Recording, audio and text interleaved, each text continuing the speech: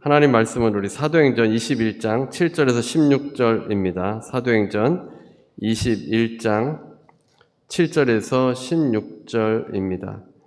사도행전 21장 7절에서 16절 우리 같이 함께 합독하도록 하겠습니다. 사도행전 21장 7절에서 16절까지입니다. 우리 7절부터 16절까지 같이 함께 합독하겠습니다. 두로를 떠나 항해를 다 마치고 돌레마이에 이르러 형제들에게 안부를 묻고 그들과 함께 하루를 있다가 이튿날 떠나 가이사랴에 이르러 7 집사 중 하나인 전도자 빌립의 집에 들어가서 머무르니라. 그에게 딸 넷이 있으니 처녀로 예언하는 자라. 여러 날 머물러 있더니 아가보라 하는 한 선지자가 유대로부터 내려와 우리에게 와서 바울의 띠를 가져다가 자기 수족을 잡아매고 말하기를 성령이 말씀하시되 예루살렘에서 유대인들이 이같이 이 띠 임자를 결박하여 이방인의 손에 넘겨주리라 하거늘 우리가 그 말을 듣고 그곳 사람들과 더불어 바울에게 예루살렘으로 올라가지 말라 권하니 바울이 대답하되 여러분이 어찌하여 울어 내 마음을 상하게 하느냐. 나는 주 예수의 이름을 위하여 결박당할 뿐 아니라 예루살렘에서 죽을 것도 각오하였노라 하니 그가 권함을 받지 아니하므로 우리가 주의 뜻대로 이루어지이다 하고 그쳤노라. 이 여러 날 후에 여장을 꾸려 예루살렘으로 올라갈새 가이사랴에 몇 제자가 함께 가며 한 오랜 제자 구브로 사람 나손을 데리고 가니 이는 우리가 그의 집에 머물려 함이라. 아멘. 이번 파리 올림픽에서 우리나라는 역대 최다 메달을 딸 것으로 예상하고 있습니다. 많은 선수들이 메달을 향해서 땀을 흘린 결과입니다.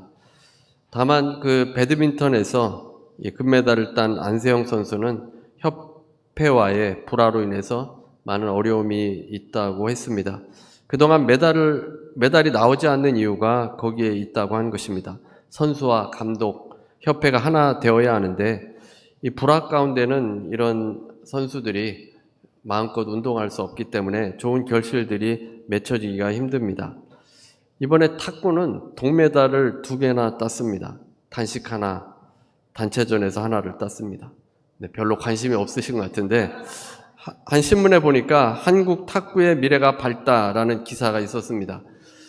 그 기사를 읽어보니까 그 이유가 선수와 감독이 하나 되어서 서로 위로해주고 힘이 되어 주었기 때문이라고 합니다. 특별히 감독은 이 선수의 재능을 하나로 묶은 세공사였다고 했습니다. 이 감독은 현역 시절 때는 거의 무명에 가까웠는데 일본으로 넘어가서 커리어를 쌓고 또 한국의 여자 대표팀 감독을 이제 맡게 되었는데 이 여자 탁구가 침체되어 있는 가운데 이 감독으로 인해서 다시 떠오르게 되었습니다. 그는 냉철한 분석과 선수를 하나로 모으는 리더십이 인정받았다고 합니다. 선수들에게 쪽집게 전략을 내놓았고 주변의 우려에도 불구하고 신인 선수인 이은혜 선수에게 단식을 맡기기도 했습니다. 이 신인 선수 중에 이은혜 선수가 있는데 이은혜 선수는 양영자 선교사님이 전도해서 중국에 갔다가 전도해서 한국으로 귀화한 선수입니다. 게임을 마치고 이은혜 선수는 무릎을 꿇고 기도하였습니다. 그래서 좋은 선수들과 좋은 감독이 한 팀이 되어서 이번에 16년 만에 메달을 따게 되었습니다. 또한 협회 회장 유승민 회장인데 또 부회장 김택수 이 부회장도 선수들을 배려해줘서 비즈니스석으로 바꿔주고 경기에만 집중할 수 있도록 독실도 잡아주었다고 합니다. 그래서 배드민턴의 금메달리스트인 안세영 선수는 협회에 든든한 어른이 없다라고 한탄했는데 이 탁구 협회에는 그런 어른들이 많이 있었던 겁니다. 어른다운 어른이 많은 공동체가 힘이 있습니다. 어른다워야 젊은 세대, 다음 세대들도 그 어른을 따라가게 되고 또 존경하게 되고 그리고 열심히 또 운동하게 돼서 좋은 결과를 기대할 수 있게 됩니다.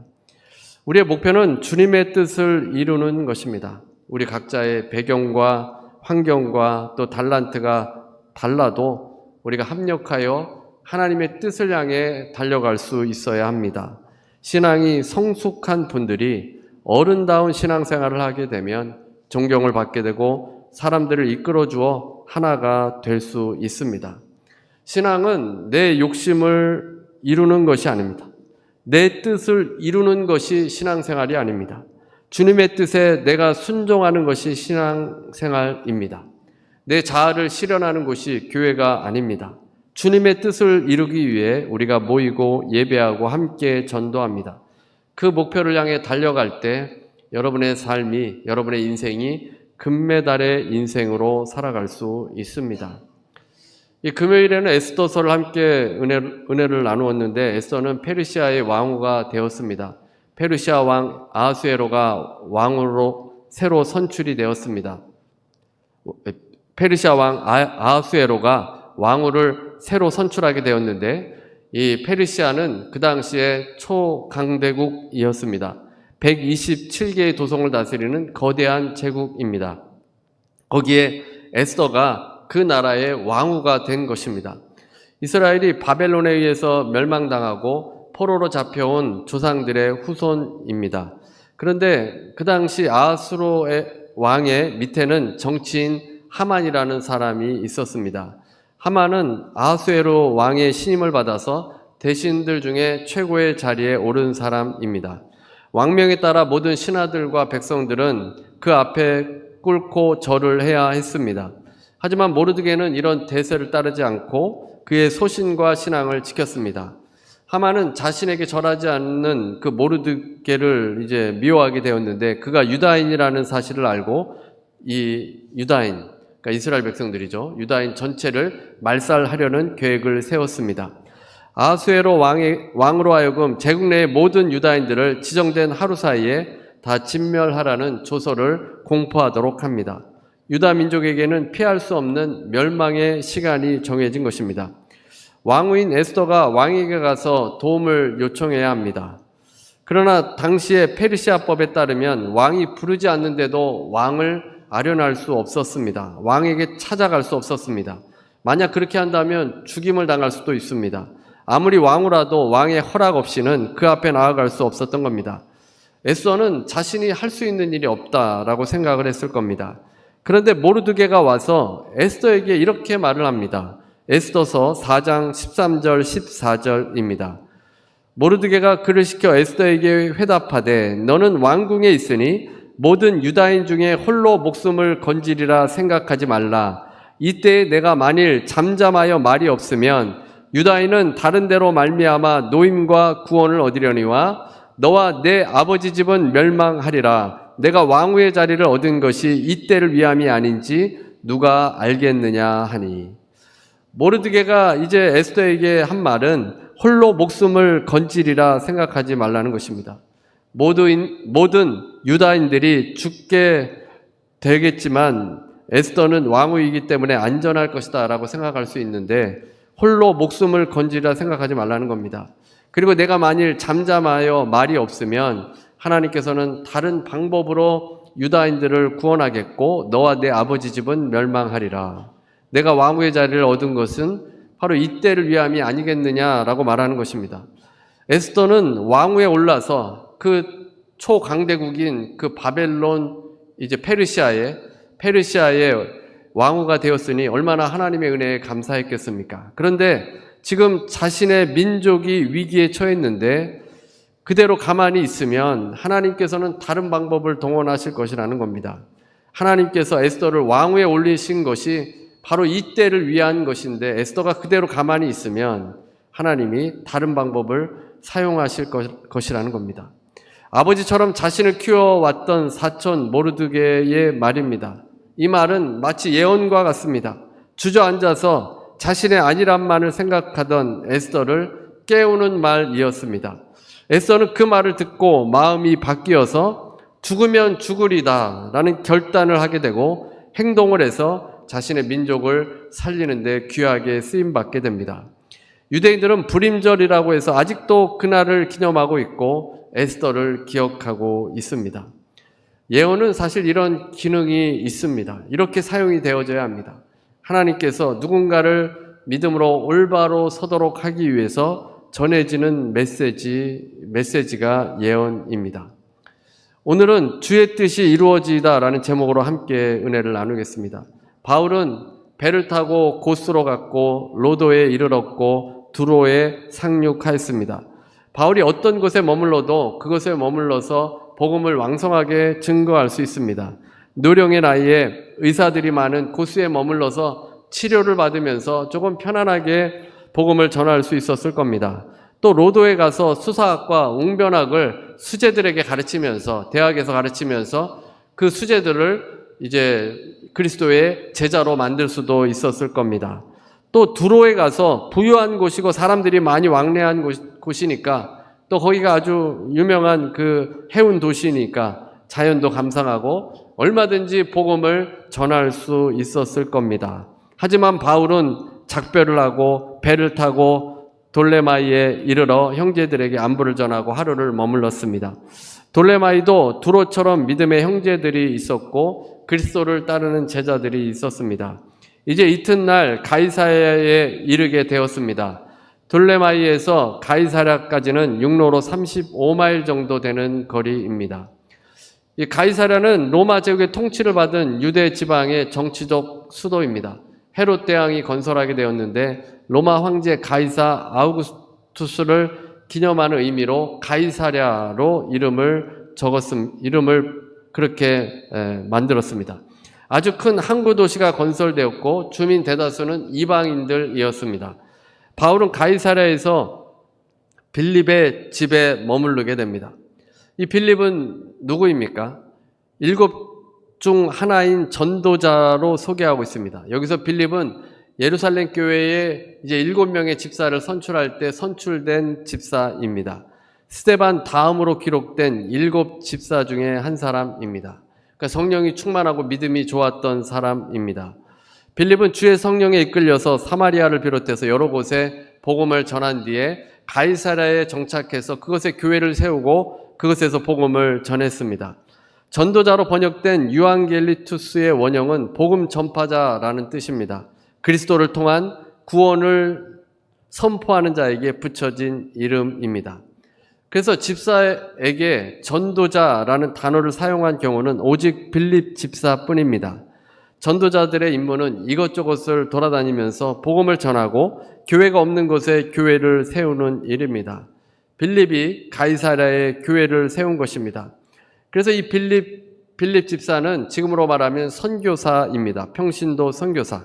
복음이 전해지지 않은 곳, 문화가 다른 곳, 외진 곳에 가서 복음을 전하는 선교사였던 것입니다. 그런데 이제 빌립이 바울을 만나게 되는데 이 장면은 참으로 불편한 만남이 될 수도 있습니다. 만남 자체가 아예 이루어지지 않을 수도 있습니다. 빌립은 스데반과 동역자입니다. 그러니까 이 예루살렘 교회 7 집사로 이제 선출될 때 스데반이 가장 먼저 꼽혔고 그 다음에 빌립입니다. 7명의 집사님들이 같이 이제 구제 사역을 이 교회를 운영해 나아가고 있기 때문에 얼마나 친했겠습니까? 서로 기도하면서 하나님의 일을 했던 사람입니다. 그런데 스데반이 돌에 맞아 죽었고 그 증인으로 서 있던 사람이 바울입니다. 그 옛 이름은 사울입니다. 크리스찬을 죽이는데 앞장섰던 사람입니다. 그런데 그 사울이 이름이 이제 바뀌고 예수님을 믿어서 바울이 됐고 이방인의 사도가 되어서 3차 전도 여행을 마무리하면서 가이사랴에 오게 된 것입니다. 그 악명 높은 바울을 만나게 되는 것입니다. 빌립은 바울의 소식을 이미 들었을 겁니다. 또 이전에 만났을 가능성도 있습니다. 그가 다메섹으로 가는 길에 회심하였다는 소식을 들었을 겁니다. 성령의 역사로 사람이 변화되는 그 놀라운 일들은 빌립 집사가 이미 알고 있습니다. 그는 극적으로 이디오피아 내시가 회심하게 되는 일도 경험했습니다. 성령의 역사를 통해서 그 흉악했던 사울이 변하여 바울이 됐고 복음 전도자가 되었다는 것을 이해할 수 있었을 겁니다. 그래서 바울을 자신의 집에 받아들이게 됩니다. 이 빌립의 집에는 4명의 딸이 있었는데 그 딸들은 예언을 하였습니다. 신앙이 좋아서 예언을 하면서 교회를 섬기던 자매들이었습니다. 아버지 빌립이 개척한 교회에서 딸들은 예언을 하며 교회가 든든히 서도록 했습니다. 이 4명의 딸들은 나중에 히에라폴리스와 에베소로 이주하여서 그곳에 여생을 보냈다는 기록이 있습니다. 초대교회 당시에는 많은 사람들에게 알려진 유명한 여인들입니다. 이곳에 바울이 머물게 되었는데 아가보라고 하는 선지자가 유대로부터 내려왔습니다. 예전에 그 예루살렘에 흉년이 들 것이라는 그 예언을 맞추었던 사람이기도 합니다. 그는 예언하는 사람인데 그가 빌립의 집에까지 와서 사도 바울을 만나서 하고 싶은 이야기가 있었던 겁니다. 하고 싶었던 예언이 있었던 것입니다. 그것이 어떤 것입니까? 11절입니다. 11절, 오늘 본문 11절. 우리에게 와서 바울의 띠를 가져다가 자기 수족을 잡아매고 말하기를 성령이 말씀하시되 예루살렘에서 유대인들이 이같이 이 띠 임자를 결박하여 이방인의 손에 넘겨주리라 하거늘.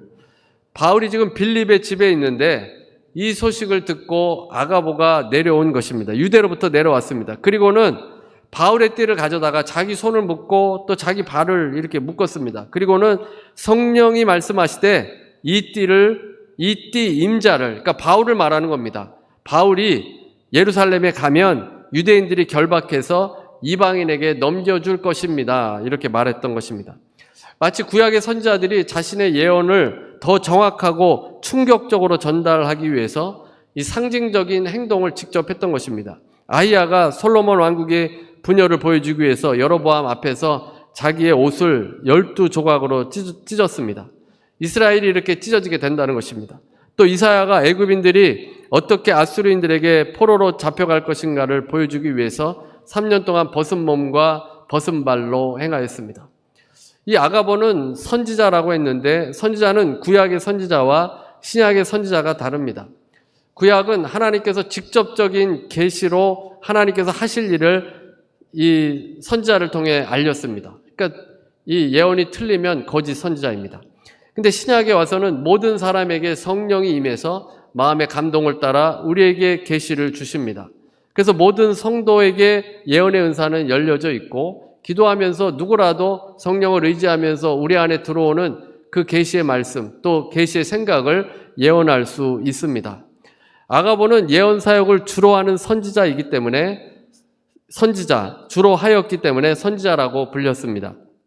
이제 바울의 일행과 빌립과 딸들 또 아가보가 이렇게 모여 있는데 아가보 선지자의 예언을 듣고는 모두가 바울에게 예루살렘으로 올라가지 말 것을 간청했습니다. 빌립의 집에 모였는데 그 유명한 아가보 선지자가 와서는 퍼포먼스를 보여준 것입니다. 바울이 결박해서 예루살렘으로 가면 잡혀갈 것을 말해준 것이고 바울의 일행들도 그것을 생생하게 보게 되었습니다. 처음 바울의 일행은 바울이 밀레도에서 자신이 앞으로 예루살렘에서 당할 결박과 환난을 이야기했을 때 그냥 막연히 들었습니다. 그런데 아가보라는 그 선자가 와서 예언을 말하면서 그 자신의 손발을 꽁꽁 묶으면서 바울 선생님이 이렇게 잡혀갈 겁니다 보여주니까 이들의 생각도 달라져서 몇 번이고 거듭해서 바울에게 예루살렘으로 올라가지 말라고 했던 것입니다. 너무나도 사랑하는 그 바울 선생님이 그렇게 잡혀갈 것 생각하니까 어떻게 안 말릴 수 있겠습니까? 예루살렘에 가지 말라는 겁니다. 어떤 학자는 성령에 의해 감동된 아가보의 예언을 바울이 거절하여서 성령의 지시를 어겼다라고 생각하기도 합니다. 하지만 우리가 함께 사도행전을 계속 보아왔던 것처럼 바울은 성령의 사람입니다. 성령의 인도에 따라 유럽에 가서 복음을 증거한 사람 아닙니까? 누구보다도 성령의 음성에 민감한 사람입니다. 동료와 또 일행들 또 그런 사람들이 와서 바울을 만류할 때 예루살렘으로 올라가는 것을 만류할 때 바울이 기도하지 않았겠습니까? 성령의 뜻이 무엇인지 하나님의 뜻이 무엇인지를 기도하면서 분별했을 겁니다. 우리는 누구든 예언을 들으면 분별해야 합니다. 성령께서는 다른 사람을 통해 말씀하시기도 하지만 나에게도 말씀하시는 하나님이십니다. 누구를 거치지 않아도 됩니다. 목사를 거치지 않아도 되고 예언가를 거치지 않아도 됩니다. 예언은 하는 사람의 도움을 받을 수는 있지만 우리는 기본적으로 성령님께서 직접 말씀하시기 때문에 예언을 들으면 분별을 해야 합니다. 다 믿지 말고 분별해야 합니다. 바울은 기도하면서 이 예언은 환란이 있는 예루살렘에 마음을 단단히 하고 가라는 메시지로 듣게 된 것입니다. 이제 바울의 대답입니다. 13절입니다. 바울이 대답하되 여러분이 어찌하여 울어 내 마음을 상하게 하느냐. 나는 주 예수의 이름을 위하여 결박당할 뿐 아니라 예루살렘에서 죽을 것도 각오하였노라 하니. 바울은 왜 모두가 우느냐고 했습니다. 동료와 함께 왔던 사람들, 제자들이 울고 있으니 바울이 마음이 상하였습니다. 여기서 상하다라는 말은 나약하고 남자답지 못한 감정을 나타내고 있습니다. 바울의 사명에 대한 남자다운 결단을 약하게 만들었다는 의미입니다. 어떤 주석가는 너희 세탁부가 빨래를 두들기듯이 나의 의지를 두들겨 약하게 하느냐라고 해석하기도 했습니다. 사람들 모두가 예루살렘으로 올라가는 것을 만류하니까 바울의 마음이 약해지는 겁니다. 같이 이렇게 함께 있던 그 동료들, 제자들, 동역자들이 자꾸만 가지 말라고 하니까 마음이 약해져서 바울이 다시 한번 결단합니다. 주 예수의 이름을 위하여 결박당할 뿐 아니라 예루살렘에서 죽을 것도 각오하였노라. 바울이 왜 이렇게 결단하겠습니까? 그것이 하나님의 뜻인 것을 알기 때문입니다. 하나님의 뜻이 아니면 모터라 예루살렘에 가서 잡히고 매를 맞고 그렇게 하겠습니까? 하나님의 뜻이기 때문에 죽음도 각오했다고 밝히는 것입니다. 바울은 자신의 안위를 위해서 사는 사람이 아닙니다. 자신이 편안하게 살기를 원했다면 벌써 지나온 섬이나 도시에 남았을 겁니다. 고스에 남아서 편안하게 치료하면서 살 수 있고 로도나 두로에 남았을 것입니다. 그러나 바울은 주님을 위해서 가야 할 길이 예루살렘이라고 생각했습니다. 모두가 가지 말라고 해도 바울은 예루살렘 행을 강행하고 있습니다. 예루살렘에서 지금 가이사랴에서 예루살렘까지는 한 62마일 정도를 남겨두었습니다. 예루살렘을 가까이 두고 바울의 결심이 흔들릴 뻔한 것입니다. 외부적인 요소였다면 바울이 흔들리지 않았을 겁니다. 그러나 함께했던 일행들, 오랜만에 만난 빌립과 자녀들, 또 선지자로 불리는 아가보까지 와서는 예루살렘 행을 만류하기 때문에 그의 심령이 상하게 된 것입니다. 하지만 바울이 자신의 의지를 굳게 하고 각오하자 일행들이 이렇게 말합니다. 14절입니다. 14절. 그가 고난을 받지 아니하므로 우리가 주의 뜻대로 이루어지다 하고 그쳤노라. 이제 일행들은 누가도 여기에 포함됩니다. 바울을 만류하지 않았습니다. 바울이 고난을 받지 않았기 때문입니다. 그래서 주의 뜻대로 이루어지다 하고 그친 것입니다. 바울이 당하는 환난을 통해서 하나님의 뜻이 이루어질 것을 바랬습니다. 그 자리에 있던 누구도 자신의 뜻대로 되기를 원하지 않았습니다. 아가보가 유명한 예언하는 사람이라 하더라도 자기 말대로 하지 않았다고 화를 내지 않았습니다. 모든 사람들은 주님의 뜻이 이루어지기를 바라며 순종하는 사람들이었습니다. 이 말씀은 주기도문이 생각나게 합니다. 주님의 뜻이 하늘에서 이루어진 것 같이 이 땅에서도 이루어지이다. 예수님께서 제자들에게 기도를 가르쳐준 기도입니다. 우리는 내 뜻이 이루어지기를 하나님 원합니다. 이렇게 기도하는데 사실 주님께서 제자들에게 가르쳐 주신 기도는 주님의 뜻이 이 땅에 이루어지기를 기도하고 그렇게 살라는 것입니다. 바울은 자신 앞에 놓여있는 결박과 환란이 있다 할지라도 하나님의 뜻이 이루어지는 길인 것을 알고 있기 때문에 주저앉고 싶은 마음, 그런 것을 떨쳐버리고 예루살렘 행을 포기하지 않았습니다. 고난을 통해서 우리를 구원하신 그리스도를 바울은 잘 알고 있습니다. 주님께서 고난이 있는 예루살렘을 향해 올라가셨기 때문에 우리 모두에게 구원이 있지 않았습니까? 바울 역시 고난이 기다리고 있는 예루살렘이지만 그리스도를 쫓아 그 길로 걸어가게 되는 것입니다.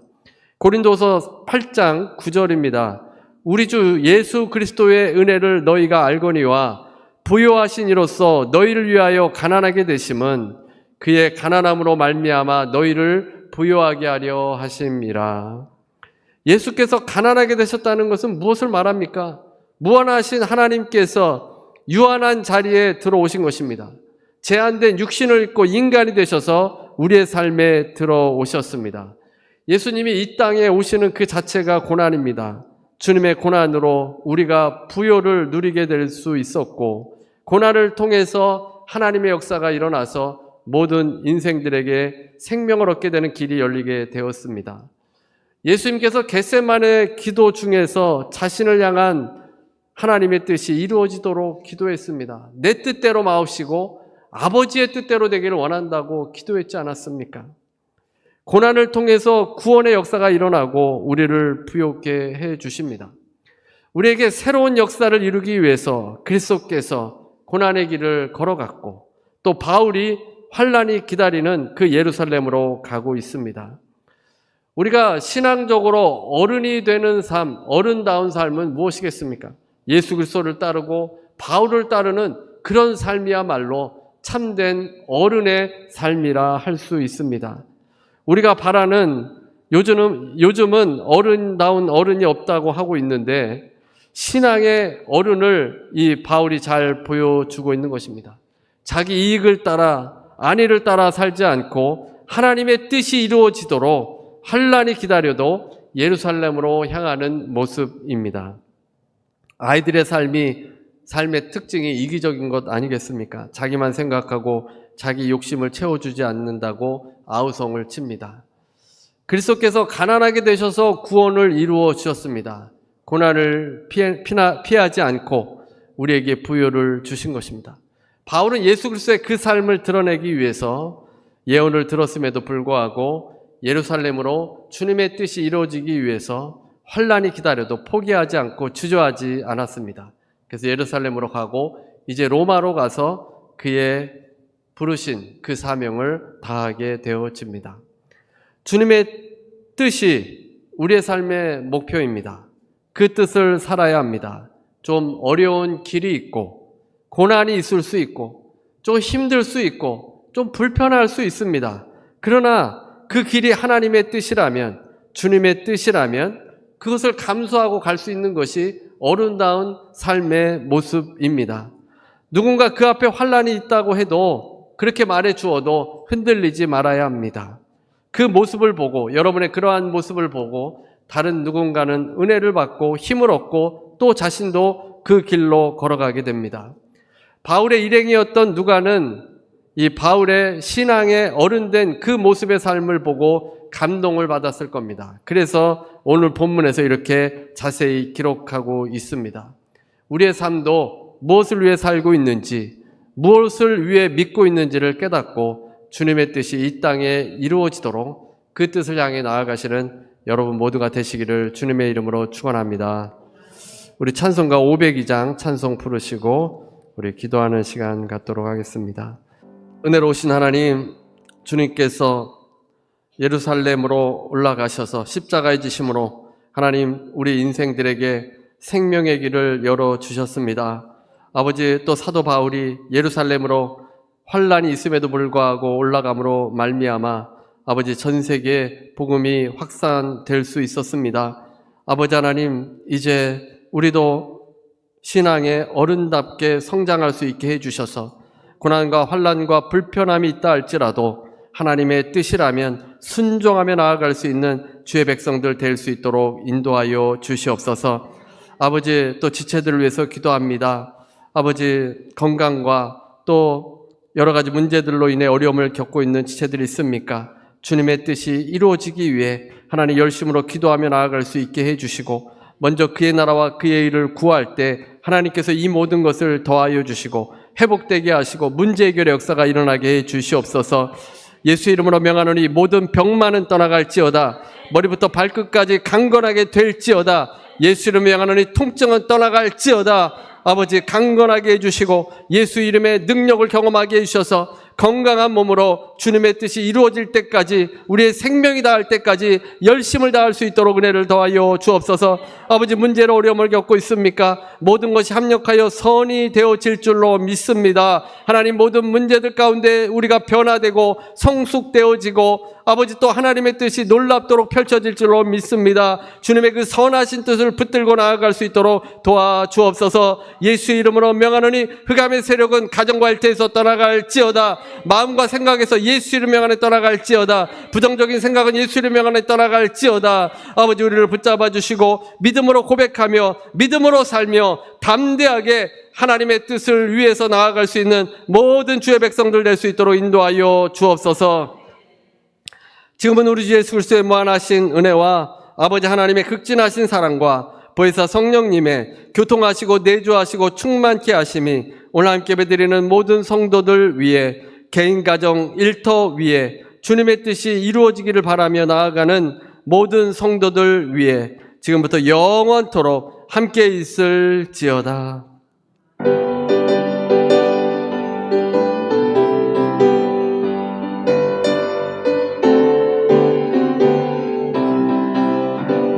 하나님께 감사의 박수 드리겠습니다.